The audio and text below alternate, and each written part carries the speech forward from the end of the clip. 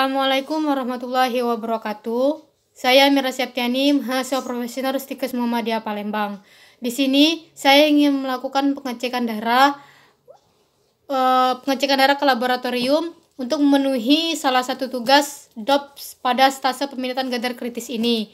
Baiklah, di sini saya ingin menjelaskan terlebih dahulu alat-alat yang saya gunakan. Yang pertama itu masker, handscoon, itu adalah untuk alat pelindung diri. Kemudian plester bulat dan alkohol swab. Saya tidak memiliki tabung reaksi untuk tempat darah, dan saya ganti ini sebagai ini, nanti saya tunjukkan gambarnya. Kemudian saya juga tidak memiliki thermoquet dan saya ganti dengan kabel charger. Kemudian saya juga tidak memiliki spet 3 cc, jadi saya ganti dengan pena. Di sini saya akan memperlihatkan gambarnya, itu mulai dari spet, tabung reaksi, dan thermoquet.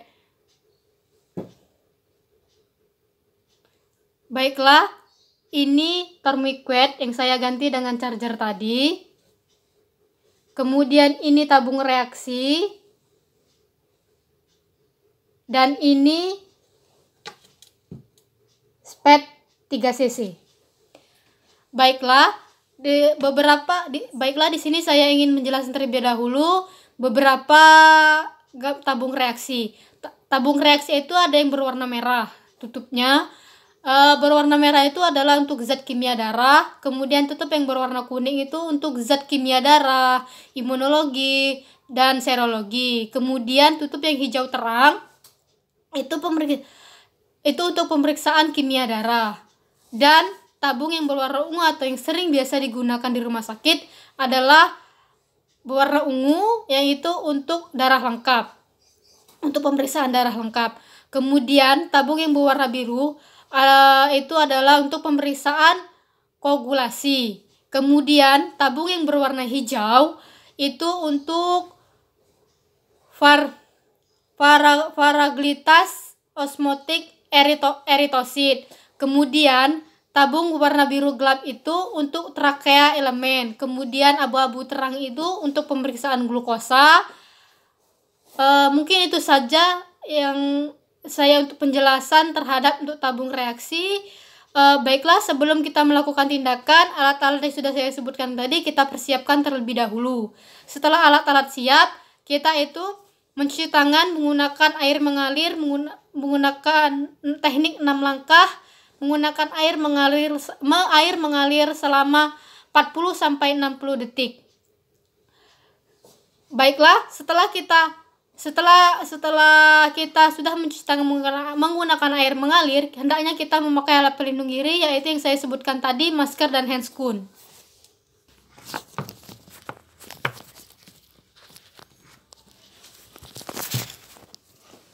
Baiklah, setelah kita selesai mencuci tangan tadi menggunakan teknik 6 langkah, kemudian memakai alat pelindung diri, yaitu handscoon dan masker. Kemudian kita sudah sampai di ruangan klien atau di IGD. Sebelumnya kita melakukan inform konsen terlebih dahulu. Assalamualaikum, maaf Ibu, benar ini dengan Ibu A? Baiklah Ibu, saya ini dengan mahasiswa Mirna dari Profesional Stikes Muhammadiyah Palembang. Benar ini dengan Ibu A? Baiklah Ibu, di sini saya ingin melakukan pengambilan darah untuk Ibu, karena dari riwayat Ibu 1 tahun yang lalu mengalami anemia sedang. Dan dari tanda dan gejala Ibu seperti Ibu pusing, mual, itu mungkin anemia Ibu kambuh lagi, kata dokter tadi. Apakah Ibu bersedia untuk diambil darahnya, Bu? Baiklah, jika klien bersedia, kita hendaknya menutup sampiran untuk menjaga privasi klien. Baiklah, kemudian kita pasangkan termoikuet ini ke tangan klien, karena darah yang ingin kita ambil itu adalah bagian daerah pena pada klien.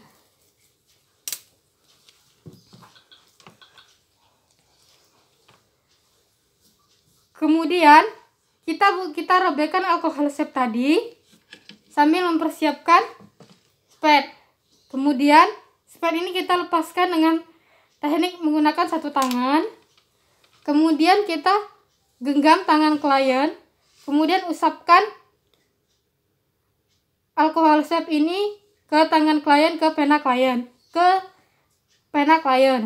Kemudian letakkan spad ke pena klien. Kemudian aspirasi, apakah jika dia keluar udara berarti itu tidak masuk. Jika dia keluar darah sedikit maka itu artinya masuk. Dan tak lupa klien mengepal tangannya. Ketika kita aspirasi darah yang keluar, maka berarti darah itu kita maksud, dan perintahkan klien untuk melepaskan kepalan tangannya. Kemudian lepaskan termoikuet.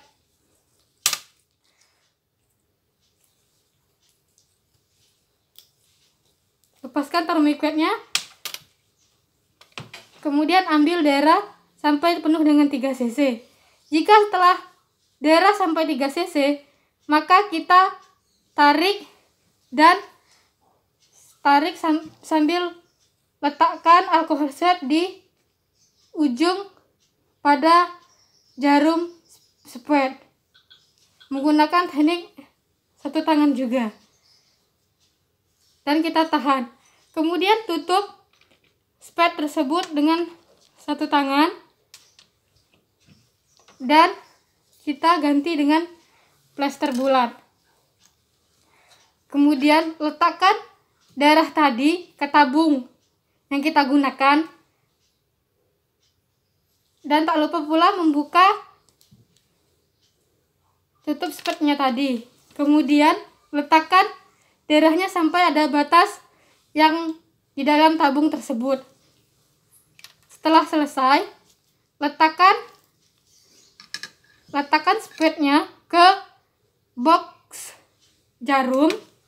Kemudian tak lupa kita beri nama, tanggal lahir, dan nomor rumah sakit klien pada tabung tersebut.